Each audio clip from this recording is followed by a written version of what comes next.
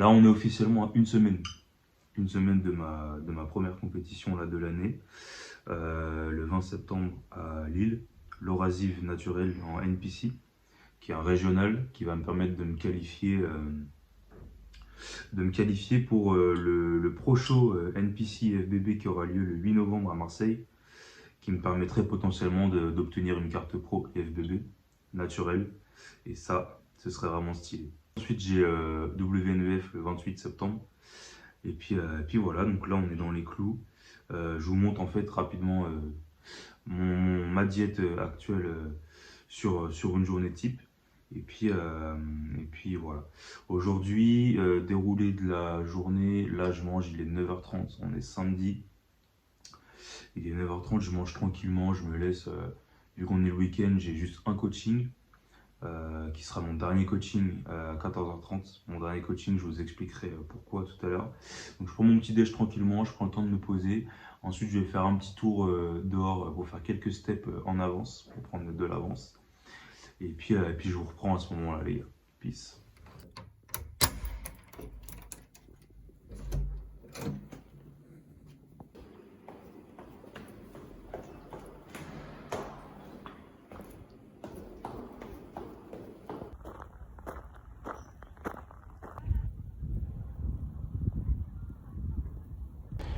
Bon les gars, il fait froid, j'aurais dû prendre mes gants.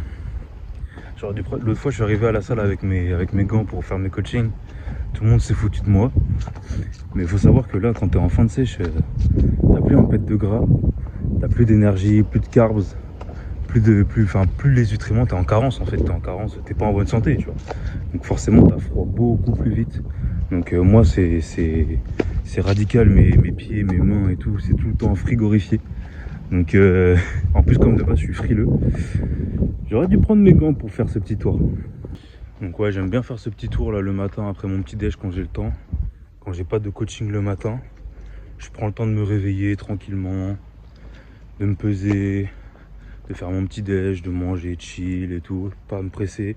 Ensuite je sors, je marche un peu, ça me permet d'activer ma digestion aussi et surtout de lancer ma journée. Parce que je sais que si je mange mon petit déj, que je reste ensuite à la maison posé sur le canapé ou dans mon lit, je vais m'éteindre, je vais devenir léthargique. Donc je me force, je me lève, je fais un petit tour. Ça lance ma journée. Et puis après on est bon pour la suite. Donc ça me fait faire un petit tour d'à peu près une demi-heure, 25 minutes, une demi-heure, si je marche tranquille. Donc on est à peu près à 2500, 3000 steps quoi. Donc au moins ça c'est fait. J'ai lancé la journée. Après il m'en reste plus beaucoup. En ce moment je suis que à 10 000 steps. J'ai réduit un petit peu parce que mon poids il dropait vraiment pas mal à une allure qui était peut-être trop soutenue. Du coup j'ai réduit un petit peu les steps pour aussi me ménager sur la fatigue aussi surtout. Ça fait du bien parce qu'avant j'étais à des 12 000, 15 000.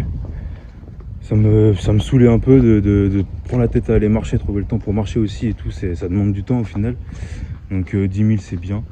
Je fais un petit tour. Donc moi j'habite, alors je sais pas si y en a qui sont du coin.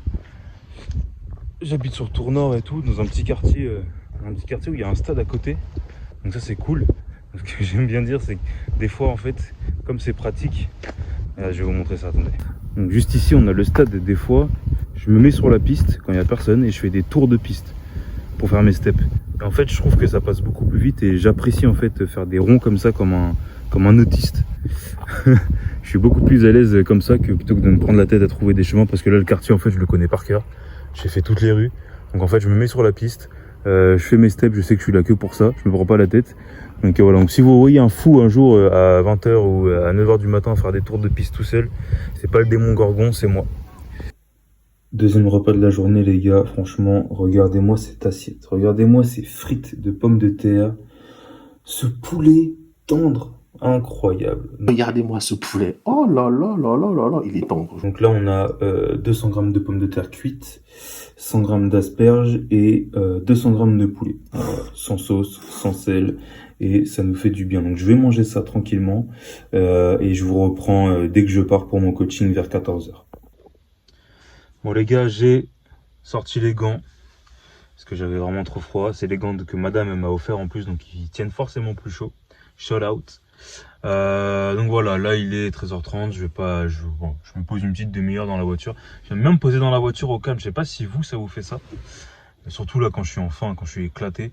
Je sais que bon là c'est avant de partir, mais sur le retour de ma séance, quand je rentre chez moi, je suis éteint, j'arrive, je me gare, et j'ai au moins 10, 15, 20, voire 30, des fois ça peut durer longtemps. Des 15-20 minutes où je reste là, j'attends. Il se passe rien, je fais rien. Je suis même pas sur mon tel ou j'ai pas d'occupation ou quoi, mais je suis là, j'attends. Je suis dans mes pensées, je suis stone avant de pouvoir sortir de la voiture et rentrer chez moi. Parce qu'en fait, j'ai déjà produit un effort, je suis épuisé et je sais que j'ai encore un effort à faire, c'est-à-dire ouvrir la portière, mettre mon pied hors de la voiture, prendre appui au sol, poser l'autre pied, fermer la porte, prendre mon sac, marcher jusqu'à chez moi, ouvrir la porte, monter les escaliers. Du coup, je prends une grosse récup avant d'enclencher le process. Non, mais sérieusement, comme je vous ai dit ce matin, je vous ai dit, donc là, ça va être mon dernier coaching que j'ai. Mon dernier coaching, pourquoi? Parce que je vous annonce ça, je vais arrêter le coaching en salle, en présentiel, pour plusieurs raisons que je vais évoquer. Donc ouais, je vais arrêter. Ça fait déjà un petit moment que j'y songeais. Et en fait, le fait d'être en préparation, d'être sur la fin là, d'être fatigué, en fait, ça a décuplé ces envies-là que j'avais de quitter. Donc voilà, là on est on est le 13 septembre. Moi j'ai pris mes congés. Enfin congés, j'ai dit à mes coachings que j'arrêtais de travailler à partir du 15. Donc à partir de lundi, on me voit plus normalement pour bosser en coaching. J'avais calé 2 semaines comme ça fin septembre pour me préparer sur les compètes du 20 septembre et WNBF le 28. Mais il se trouve que là, du coup, c'est officiel. Donc j'ai mes 2 semaines de vacances que j'avais anticipées. Mais dans tous les cas, je ne reviendrai pas après ces 2 semaines de vacances. À partir du 1er octobre, je débute un nouveau travail que je vous présenterai le moment venu, mais qui n'a absolument rien à voir avec le domaine de la musculation et du sport de manière générale, et je pense que ça va en faire rire plus d'un. J'y reviendrai. Je prends la décision d'arrêter le coaching en salle, notamment parce que en fait il y a je suis soumis à des charges très élevées que je ne suis plus en mesure d'assumer, qui sont très compliquées. Il faut savoir que je bossais en tant que coach à Basic Fit. Quand tu bosses à Basic Fit, tu es obligé de payer un loyer pour pouvoir exercer ton métier sur le local en fait. Voilà, c'est comme si tu étais locataire du lieu pour pouvoir exercer ta profession. Donc ça dépend des clubs. Moi, dans l'occurrence, je devais un loyer de 500 euros.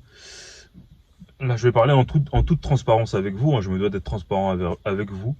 Vous qui êtes là depuis le début, qui m'avez accompagné, qui ont été là à travers les vidéos, voilà, les coachings que j'ai eu aussi, que vous avez pu découvrir aussi à travers les vidéos. Donc voilà, je vais vous parler en toute transparence. Moi, en tant que coach, je dois payer un loyer de 500 euros tous les mois, ok, pour pouvoir exercer mon métier. Évidemment, à côté de ça, j'ai mon propre loyer personnel aussi. Donc là, déjà, on peut déjà monter à 1000 euros juste de loyer, en fait, tout compris. Voilà. Évidemment, il y a l'URSSAF à côté. Donc, il faut savoir que quand tu es auto-entrepreneur, tu dois payer l'URSSAF parce qu'on est en France. Voilà, donc ça dépend des mois. Et en fait, le métier de coach, d'auto-entrepreneur, je dis coach, mais auto-entrepreneur tout compris, hein, c'est des métiers qui sont très incertains. En fait, il y a des mois où ça va très bien se passer, des mois où il y aura zéro, ça va être chaud et tu as intérêt d'avoir un petit peu de fonds pour survivre, sinon c'est compliqué. Et là, je vous cache pas que ces derniers mois, en fait, comme il y a l'été qui est passé, l'été, la plupart du temps, les gens partent en vacances. Donc moi, j'avais pas beaucoup de coaching, très peu. Donc c'était très ric-rac pour moi. Et en fait, je me retrouve à assumer un train de vie où je gagne de l'argent juste pour survivre. Mais je ne peux pas faire plus que ça. Et encore, heureusement que j'avais un petit peu d'économie de côté pour pouvoir gérer en cas de besoin. Mais c'est clairement trop léger, clairement pas suffisant. Donc ça, c'était le premier point. Deuxième point, et en fait c'est, je pense, le plus important, c'est que moi, avec le temps, je commençais à plus trop m'y retrouver dans le coaching en salle. Comme je vous ai dit, surtout avec la préparation dans laquelle je suis actuellement, ça a décuplé tout ce facteur-là. En fait, il faut savoir que le métier de coach, Moi, j'aime bien dire ça en fait. Le métier de coach, les fondamentaux, l'essence même du métier de coach, c'est de donner son énergie. Moi, quand j'exerce, en fait, je donne mon énergie. Je caractérise mon métier de la sorte. Le métier de coach, c'est vraiment donner son énergie à ceux qui en ont besoin.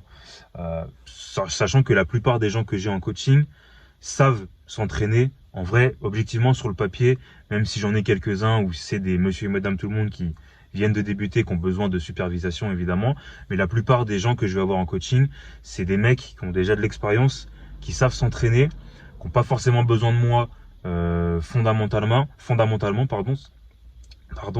mais à qui je vais apporter des petits détails techniques, mais surtout de la motivation et de l'énergie en fait. Donc voilà, donc en fait le métier de coach c'est vraiment donner son énergie avant tout. Et là vous doutez bien qu'en fin de prépa, j'ai très peu d'énergie. Donc le peu que je peux m'accorder déjà moi-même, vous vous rendez bien compte que c'est encore plus compliqué de pouvoir le donner aux autres malheureusement. Donc ça m'a fait pousser aussi la réflexion par rapport à ça. Et en fait je me retrouve plus forcément dans le coaching parce qu'à la base, la musculation, le bodybuilding, c'est ma petite bulle à moi. C'est ma safe place à moi dans laquelle je me retrouve depuis toujours, j'ai envie de dire. Le sport, ça a toujours fait partie de ma vie. Ça fait partie de ma construction, de mon identité. Et c'est ma petite bulle à moi, en fait, dans laquelle je me retrouve, dans laquelle je me sens bien, dans laquelle je suis chez moi. Et le fait d'avoir mélangé mon travail avec ça, ça fait que j'ai tout réuni au même endroit, dans la même sphère. Tout est réuni au même endroit. Donc, ça veut dire que moi, j'ai aucune autre sphère dans laquelle m'orienter si j'ai besoin de souffler. En fait, si j'ai besoin de prendre du recul, si j'ai besoin de penser à autre chose, de faire autre chose. Alors évidemment, j'ai d'autres passions comme les mangas, les animés et tout, machin, la cuisine, tout ça. Mais voilà, ça reste dérisoire à côté du body qui fait partie vraiment intégrante de ma vie. Donc, je préfère dissocier tout ça pour le moment, pour pouvoir vraiment garder mon énergie à moi qui m'est propre, pour la consacrer pleinement dans mes objectifs aussi. Donc mes compétitions, mes préparations, et vraiment me recentrer sur ça et me focus dans ma bulle qui m'est propre à moi et me dire que ok, le body, ce petit moment quand je vais à la salle, je vais m'entraîner, c'est réservé qu'à moi, je prends ce temps-là pour moi, je suis focus sur mes objectifs et rien d'autre. Ok. Voilà, donc le métier de coaching, c'est un métier de passion, je suis passionné. Là pour l'instant j'arrête, c'est pas dit que dans quelques années je ne reprenne pas, au contraire, hein, c'est pas définitif. Mais voilà, ce sera sûrement dans d'autres conditions, dans d'autres salles, dans un autre univers, voilà, parce que évidemment, quand tu es coach, surtout dans un Basic Fit, tu es amené à coacher plein de profils différents. Tu vas avoir des messieurs et madame tout le monde, comme des mecs qui sont déjà confirmés, des mecs ou des filles hein, qui sont déjà confirmés. Et moi, évidemment, c'est vers ce deuxième public-là que je vais plus tendre. Donc voilà, en fait, le monsieur et madame tout le monde que je vais avoir pour compléter, pour me ramener mon salaire, moi, ça va pas me stimuler. Ça va être bien sur le papier, mais ça va pas me stimuler. Je vais pas m'y retrouver dedans. Et encore une fois, en fait, je vais plus y perdre d'énergie en fait qu'autre chose. Donc c'est pas des profils qui vont m'intéresser. Donc voilà. J'arrête le coaching en salle. Par contre, je conserve évidemment le coaching en ligne. Ça ne bougera pas. J'ai des athlètes que je suis encore en ligne et tout. Ça ne bouge pas. Donc n'hésitez pas. Si vous avez besoin, vous m'envoyez un petit message sur Insta ou vous m'envoyez un mail. Normalement, il y a mon adresse mail en bio Insta. Donc vous m'envoyez un petit message et tout. On peut se faire un suivi en ligne avec grand plaisir. Ça ne bouge pas. J'ai toujours la passion du coaching et de transmettre ma passion en fait au final. Donc ça ne bougera jamais et je serai toujours avec vous quoi qu'il arrive. Ok, on se dirige vers mon dernier et ultime coaching avec un personnage que vous avez déjà vu et non des moindres. On va terminer par le commencement. Et puis voilà, on se reprend dès que je suis à la salle. Je fais mon coaching, ensuite je m'entraîne, je fais mon petit cardio, et puis je rentre à la maison tranquillement. Vous allez suivre tout ça avec moi.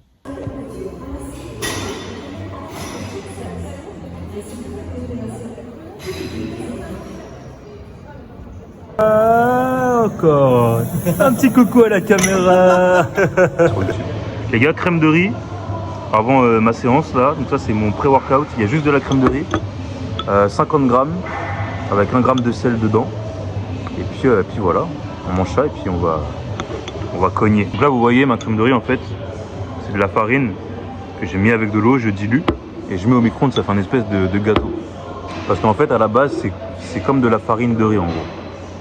Mais il y a d'autres types de crème de riz où quand vous mélangez, ça fait une espèce de bouillie, de purée, qui est bien plus onctueuse, bien plus agréable. En vrai, je préfère les crèmes de riz comme ça. Mais la différence, en fait, c'est que si je fais ça avec celle-ci, comme ça s'assimile plus à de la farine de riz, quand je mélange juste avec de l'eau, bah, quand vous mangez ça, ça a un aspect farineux, sableux qui est pas du tout agréable. Donc mieux vaut le cuire. Et en fait, tout se passe dans le processus de création de la farine, de la crème de riz.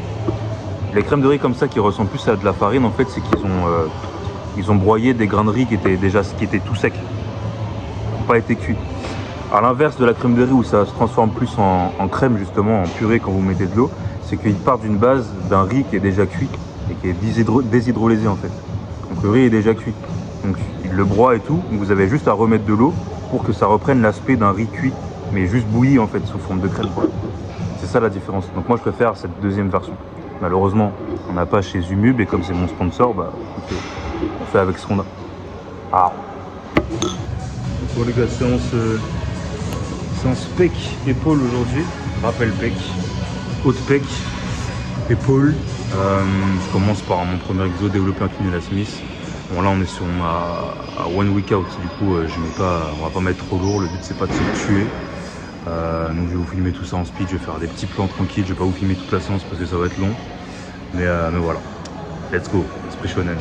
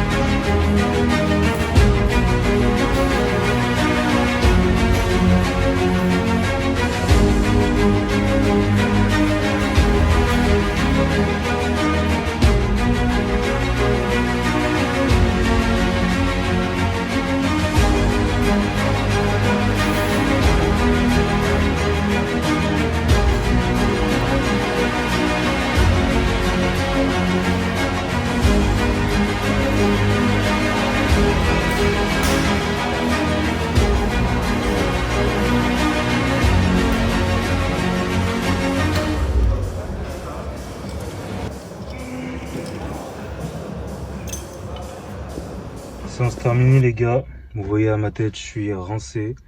Là je vous cache pas que la séance c'était pas ouf, mais c'est normal, sur les dernières séances avant la scène tu fais que des séances de merde, pas de jus, pas d'énergie, congestion, la congestion elle est là, elle est bonne au tout début de la séance. Tu fais un premier exo de 3 séries, t'es congestionné, l'exo d'après ça y est c'est fini, plus de congestion.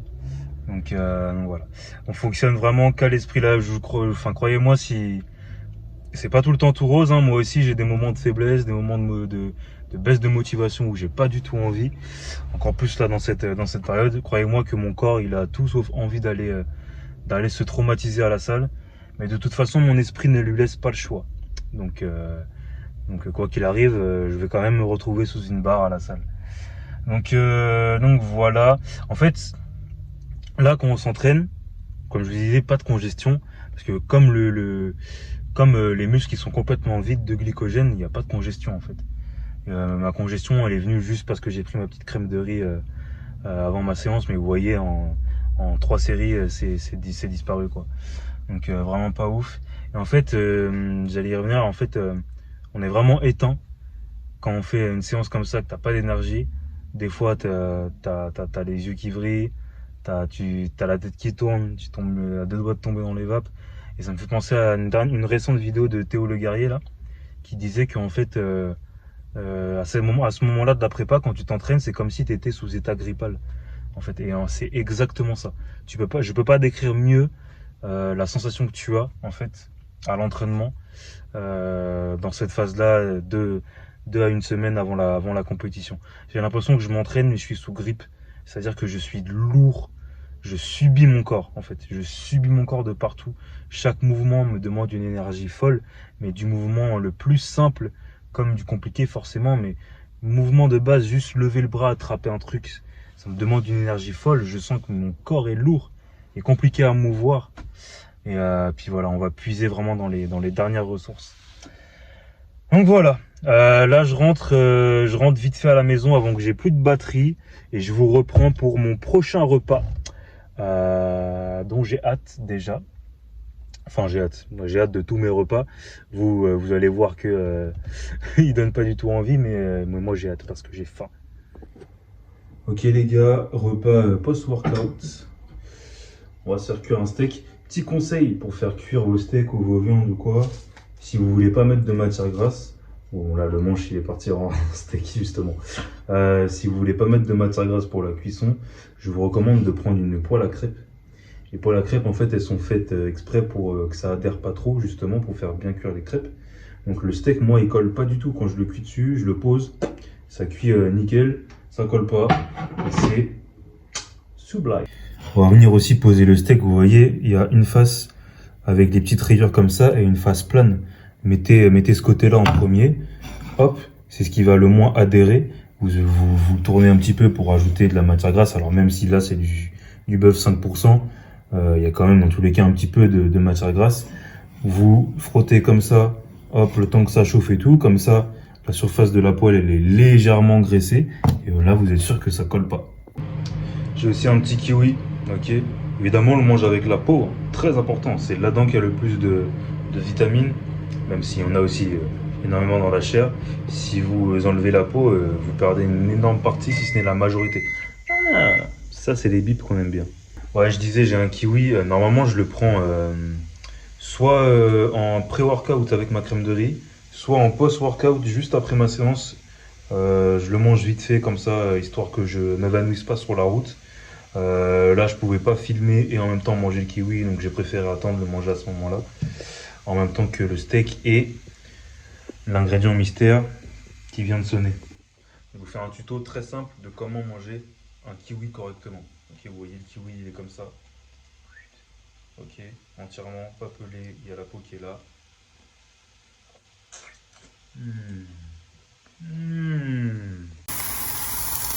Si vous voulez que votre steak cuise plus vite, n'hésitez pas à le smasher. On met tout dessus. Bon, moi j'aime pas faire ça parce qu'il perd du volume du coup. Psychologiquement, ça m'ennuie. Mais il va cuire plus vite si vous l'affinez, c'est logique. Donc voilà les gars, repas post-workout, sans glucides, steak 5%, 150 g d'épinards et 50 g d'haricots verts.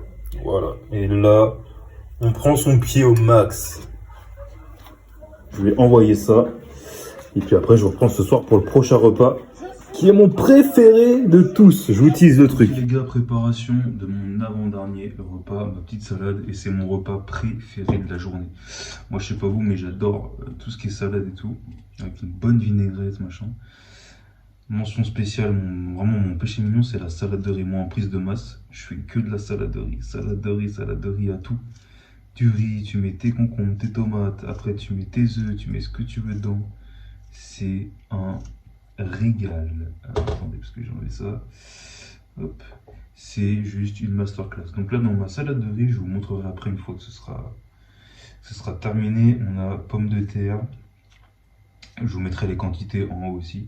Pommes de terre, concombre. Concombre, je fais moitié-moitié avec des cornichons pour donner un peu plus de goût et tout. C'est la même chose, hein. Moi j'adore les cornichons, donc autant se faire kiffer. Donc concombre aux cornichons, tomates cerises, du maquereau, des crevettes et un œuf dur entier. Et voilà, avec du vinaigre de cidre. Petit assaisonnement poivre, ciboulette et on est carré dans l'axe. Je vous montre ça dès que j'ai fini. Et en plus, j'aime bien ce repas parce que je dois le préparer, je dois être au fourneau en fait. Et moi j'adore la cuisine, j'adore cuisiner en fait en dehors de la prépa. J'adore cuisiner et là en fait ça fait des mois, ça fait même, alors j'ai envie de dire pratiquement 2 ans en fait que je mange sensiblement la même chose tous les jours. C'est juste les quantités qui varient depuis parce que ma compète de l'année dernière et tout en fait j'avais déjà fait 1 an de grosses prises de masse et tout. Ceux qui me suivent le savent, j'étais monté à plus de 102 kilos.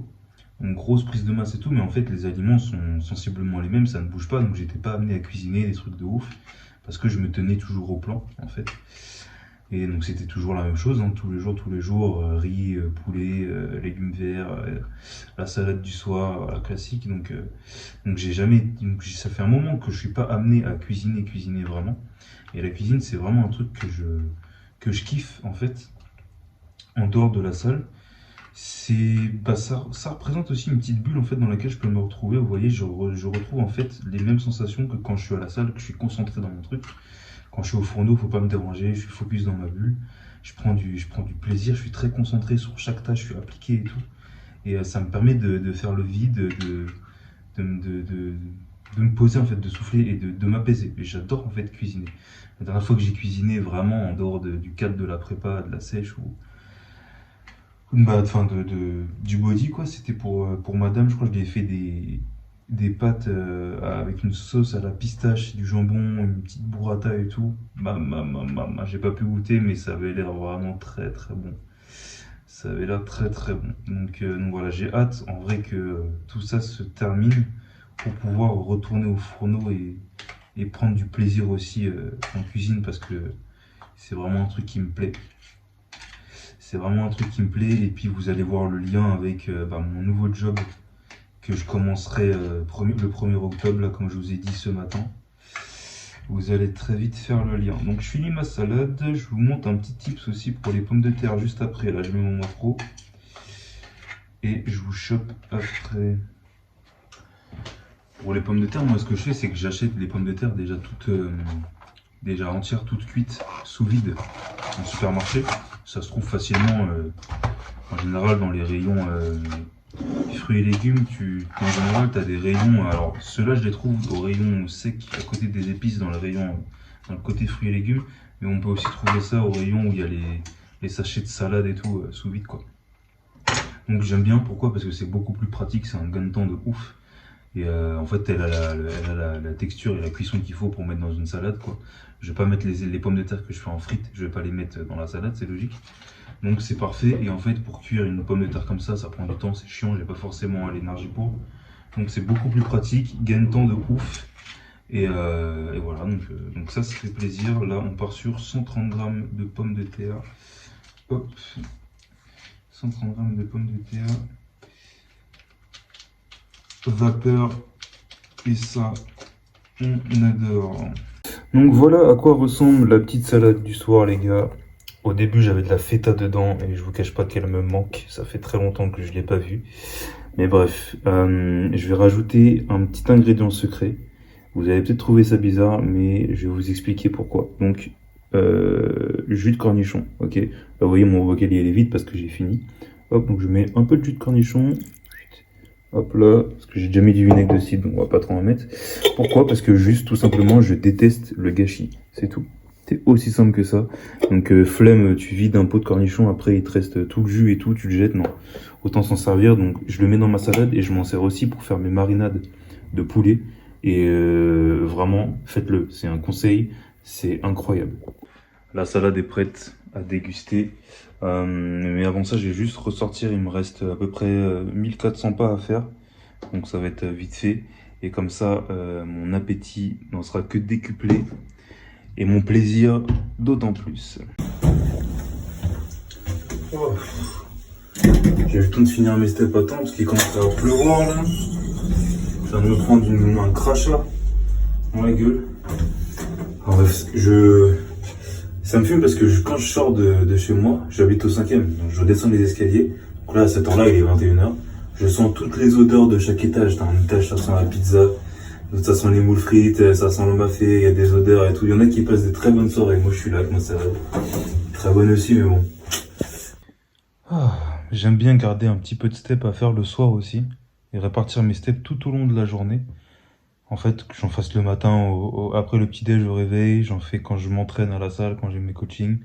Je fais en sorte de m'en garder toujours un petit peu le soir. Pour garder en fait un métabolisme qui tourne toute la journée à un rythme régulier. Pas que je fasse tout d'un coup en one shot tôt le matin par exemple, et qu'après toute l'après-midi, toute la soirée, je sois un légume léthargique dans mon lit, que je foute rien. Je préfère faire tourner mon métabolisme toute la journée comme ça, de manière fluide. Je trouve que c'est plus intéressant, en tout cas de mon point de vue. Sur ce, bon appétit à vous, je vous laisse et je vous reprends pour mon dernier repas. Celui-là, il est très coquin. Bon les gars, voilà, dernier repas. Un petit plaisir sucré du soir. 300 grammes de fromage blanc, 20 grammes de whey. Je vais prendre aussi un carré de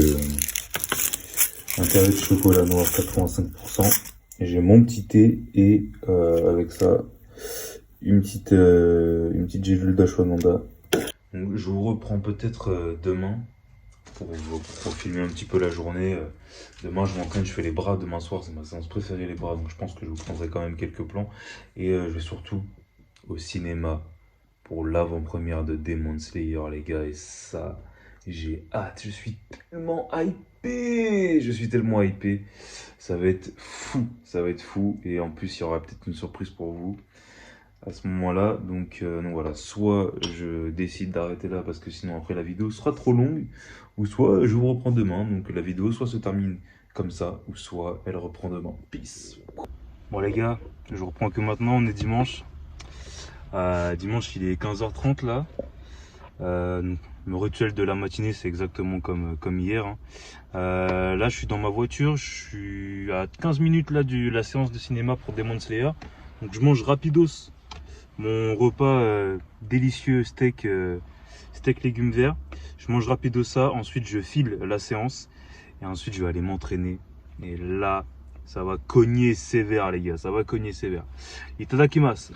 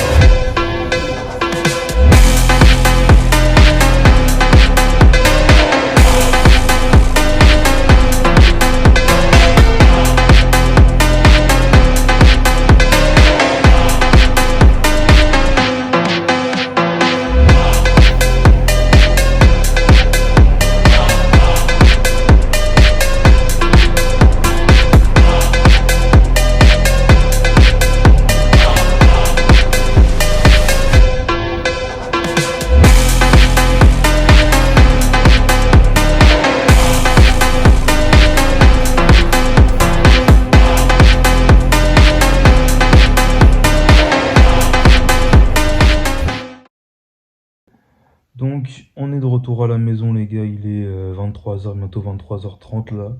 La journée s'est bien passée. Bah, je ne vous ai pas trop filmé parce que c'était pas forcément intéressant, hormis la séance. Hormis la séance, quoi. Pas grand chose à vous dire de plus que ce que je vous ai dit hier.